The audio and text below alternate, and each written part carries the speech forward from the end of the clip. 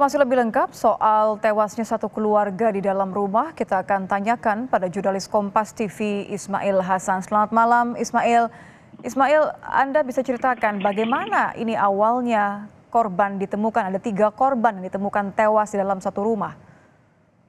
Ya, Mitya dan saudara, peristiwa itu berawal saat teman dari korban atau teman ayahnya, yaitu itu ayahnya udah 2 hari tidak bisa dihubungi dan tidak mengajar. Oleh karena itu temannya mengunjungi ke rumah. Saat datang di rumah terkejut,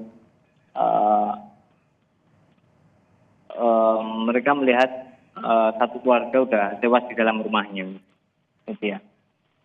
Ditemukannya berarti memang di dalam rumah. Apakah di dalam ruangan yang sama atau bagaimana awalnya akhirnya teman-teman korban ini timbul kecurigaan? Ya.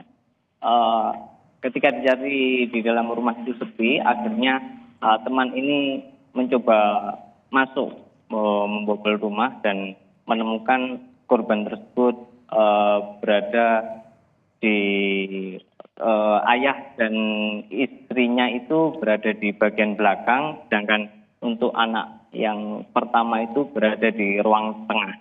Sedangkan satu putranya itu berada di dalam kamar dengan keadaan kondisi kritis gitu, Mitya. Ketika ditemukan, artinya ini memang sudah dalam kondisi tidak bernyawa begitu? Betul, Mitya. Apa yang mereka lakukan? Apa yang teman-teman korban lakukan ketika mengetahui bahwa ada 3 orang yang meninggal di rumah yang sama? Setelah mengetahui hal itu, teman dari korban langsung memberikan kabar pada tetangga sekitar dan melaporkan peristiwa tersebut pada pihak polisi. Apa saja yang sejauh ini sudah diselidiki oleh kepolisian? Apakah korban ini pernah ada riwayat berselisih dengan orang lain atau sebelum hilang kabar ada yang diceritakan kepada teman-teman korban? Dari polisi sendiri saat ini polisi mengatakan bahwa hasil dari olah TKP dari korban ini pelaku terbunuh karena akibat kekerasan fisik dan benda tumpul gitu, ya.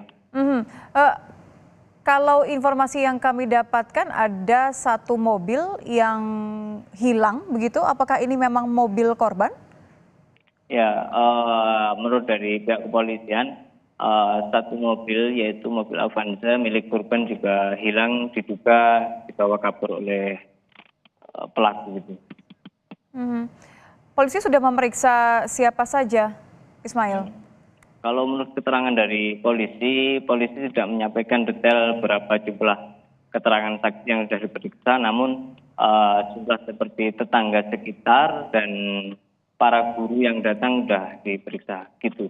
Apa hasilnya kalau begitu dari hasil pemeriksaan dan juga keterangan dari saksi? Apakah ada orang-orang yang dicurigai menjadi pelaku? Untuk saat ini dari pihak Polres Kediri belum menyampaikan hasil dari itu, ya. Bagaimana dengan satu anak korban yang ditemukan dalam kondisi selamat? Bagaimana kondisinya?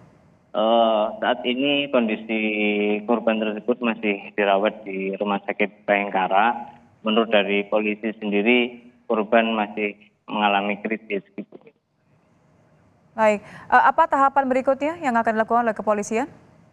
Untuk saat ini polisi jam 6 tadi sedang melakukan autopsi dari 3 korban. Menunggu hasil otopsi ya? Ya.